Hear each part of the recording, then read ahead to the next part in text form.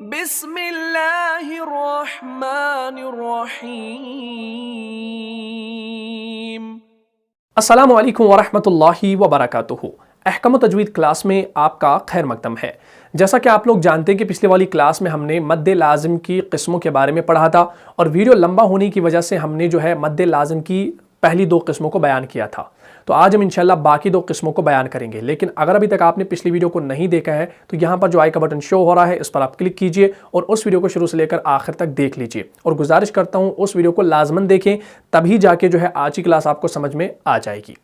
تو جیسا کہ آپ لوگوں نے جانا کہ پچھلی والی ویڈیو میں ہم نے مد لازم کلمی مثقل اور کلمی مخفف کو جانا، یعنی وہاں پر جو مد لازم کا تعلق تھا وہ کلمے کے ساتھ تھا، اور قرآن مجید کے اندر کلمات وہ بے شمار ہے۔ یعنی اس کا یہ مطلب ہے کہ کلمی مثقل کلمی مخفف وہ قرآن مجید کے اندر کہیں پر بھی آ سکتے ہیں، لیکن آپ کی آسانی کے لیے یہاں پر میں ایک چیز بتا دوں کہ مد لازم حرفی مثقل اور حرفی مخفف اس میں کیا ہے کہ اس میں مد لازم کا جو تعلق ہے وہ حروف مقطعات کے ساتھ ہے۔ کس کے ساتھ ہے؟ حروف مقطعات کے ساتھ، اور حروف مقطعات قرآن مجید کے اندر زیادہ تر نہیں ملیں گے، کچھ قلیل ہے، بالکل کم ہے۔ تو اب آپ کو یہ سمجھنا بالکل آسان ہوگا کہ حرفی مثقل حرفی مخفف وہ صرف حروف مقطعات کے اندر ہی پایا جائے گا۔ اب آپ کے من میں یہ سوال ہوگا کہ حروف مقطعات کے اندر کیسے؟ کیونکہ دیکھیں حروف مقطعات ہی ایسے حروف ہیں جہاں پر ہم الگ الگ حرف کو ادا کرتے ہیں۔ جیسے میں آپ کو مثال دوں، جب ہم سورہ بقرہ کی تلاوت کرتے ہیں تو ہم سٹارٹنگ کیا کرتے ہیں؟ ہم کرتے ہیں الف لام میم۔ تو جب ہم الف لام میم کو پڑھتے ہیں نا تو ہم الف کو الگ پڑھتے ہیں، لام کو الگ پڑھتے ہیں، میم کو الگ پڑھتے ہیں۔ تو ہم اس کو ملا کر نہیں پڑھتے، اگر ہم اس الف لام میم کو ملائیں گے نا تو یہ علم بنے گا۔ جیسے سورہ شرح کے اندر علم نشرح لک صدرک، تو وہاں علم کرتے ہیں ہم۔ جیسے سورہ فیل کے اندر علم تر کیف فعل ربک، تو ہم وہاں پر ایسے کرتے ہیں، یعنی وہاں پر ہم الف لام میم حمزہ لام میم کو ملاتے ہیں تو علم بنتا ہے، لیکن حروف مقطعات کو ہم نہیں ملاتے، ہم الف لام میم الگ الگ پڑھتے ہیں، الف الگ لام الگ میم الگ۔ اب ظاہر سی بات ہے یہ حرفی ہے۔ کیوں حرفی ہے؟ کیونکہ ہم یہاں پر حرف کو ادا کر رہے ہیں۔ تو اب ظاہر سی بات ہے حرفی مثقل حرفی مخفف کہاں پایا جائے گا؟ وہ صرف حروف مقطعات کے اندر ہی پایا جائے گا۔ کیوں؟ کیونکہ وہاں پر ہم الگ الگ حرف کو ادا کرتے ہیں، کلمے کے اندر نہیں آئے گا، کیونکہ کلمے کو ہم جوڑ کر پڑھتے ہیں، ہم حروف کو ملاتے ہیں تو کلمہ بنتا ہے، تو کلمے کے اندر صرف کلمی مثقل کلمی مخفف آ سکتا ہے، لیکن حروف مقطعات کو ہم الگ الگ پڑھتے ہیں اور انہی کے اندر حرفی مثقل حرفی مخفف آ جائے گا۔ کلیئر ہو گیا؟ اب ہم سب سے پہلے یہاں پر مد لازم حرفی مثقل کے قاعدے کو جانیں گے۔ بالکل ایزی ہے کیونکہ اس کا تعلق حروف کے ساتھ ہے، تو قاعدہ بھی اس کا سیم وہی ہے جو کلمی کا تھا، لیکن اب فرق یہ ہے کہ وہاں پر کلمی کے اعتبار سے تھا، اب یہاں پر حروف کے اعتبار سے ہے۔ تو مد لازم حرفی مثقل کا قاعدہ ہے کہ حرف میں اگر حروف مدہ کے بعد سکون اصلی بالتشدید ہو تو اسے کیا کہا جائے گا؟ اسے مد لازم حرفی مثقل کہا جائے گا۔ کیا کہا جائے گا؟ مد لازم حرفی مثقل۔ اب یہ مثال آپ کو کہاں ملے گی؟ یہ مثال آپ کو سورہ بقرہ کے اندر ہی ملے گی، جب آپ سٹارٹنگ کرتے ہیں الف لام میم۔ تو الف لام میم جب آپ پڑھتے ہیں نا تو الف کو آپ جانے دو، کیونکہ الف کو ہم سیدھا ادا کرتے ہیں، تو لام اور میم کو ہم کھینچتے ہیں۔ کیوں؟ کیونکہ لام کے اوپر بھی مد کا سمبل ہے اور میم کے اوپر بھی مد کا سمبل ہے، لیکن یہاں پر یاد رکھنا لام اور میم کو ہم کیا بتائیں گے؟ یہاں پر اس کے اندر جو مد پائی جاتی ہے وہ مد لازم حرفی مثقل ہے۔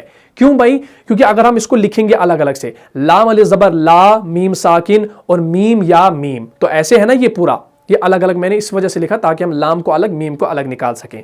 اب یہاں پر لام کا جو میم ہے نا، لام کا لام الف میم، یہ والا جو میم ہے نا یہ دوسرے والے میم کے اس میں ضم ہو گیا ہے، مل گیا ہے، مدغم ہو گیا ہے، تو جب ہم اس کو اکٹھا لکھتے ہیں نا تو ہم خالی لکھتے ہیں الف لام میم، تو لام کے میم کو ہم بعد والی میم میں مدغم کر دیتے ہیں، تو اسی تجدید کے اندر ساکن بھی آ رہا ہے اور اپنا متحرک بھی آ رہا ہے زیر کے ساتھ۔ تو اب اسی کو ہم کیا کہیں گے؟ اس الف لام میم کے اندر جو مد ہے وہ مد لازم حرفی مثقل ہے۔ کیوں؟ کیونکہ حروف مدہ کے بعد سکون اصلی بالتشدید ہے۔ کیسے؟ لام الف زبر ہوتا ہے لا، تو الف کیا ہوا؟ الف خود بخود مدہ ہوا۔ کیوں؟ کیونکہ لام کے اوپر زبر ہے، تو الف مدہ ہوا۔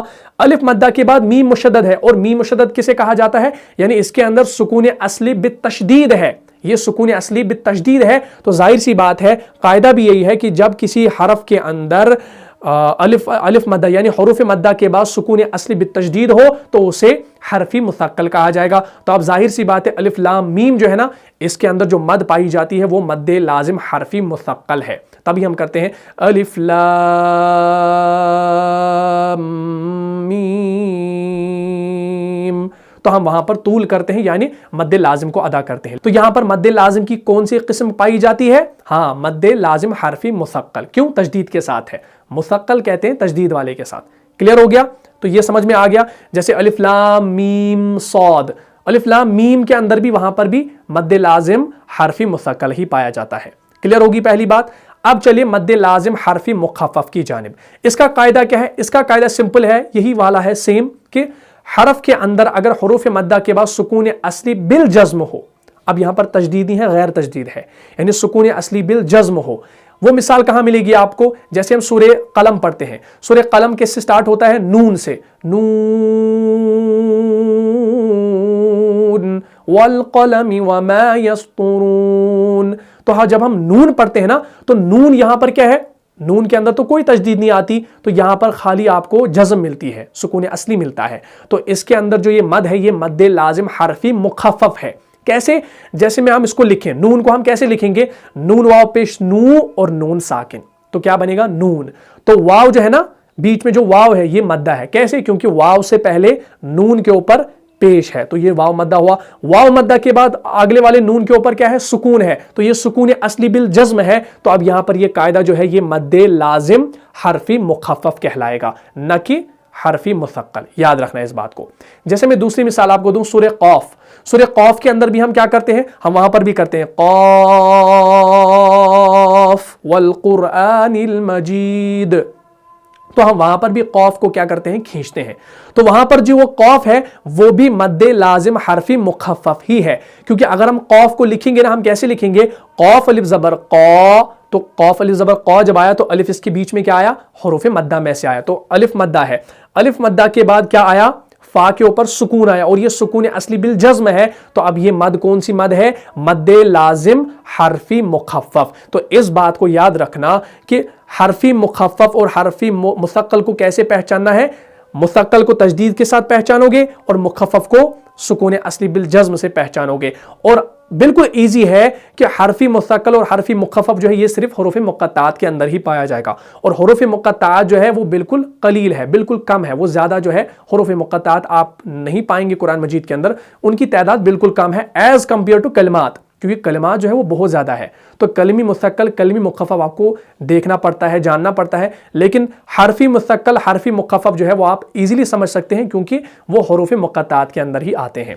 तो मुझे उम्मीद है आपको ये क्लास अच्छे से समझ में आई होगी, आपको हरफी मुसक्कल और हरफी मुखफ़फ़ भी अच्छे से समझ में आया होगा। तो मुझे इजाज़त दीजिए, इंशाअल्लाह अब जो नेक्स्ट हमारा टॉपिक होगा वो होगा मद्दे आरिद और मद्दे लीन आरिद के बारे में। तो उसको भी हम इंशाअल्लाह जो है डिटेल से समझाएंगे, बिल्कुल आसान तरीके से समझाएंगे हमेशा की तरह।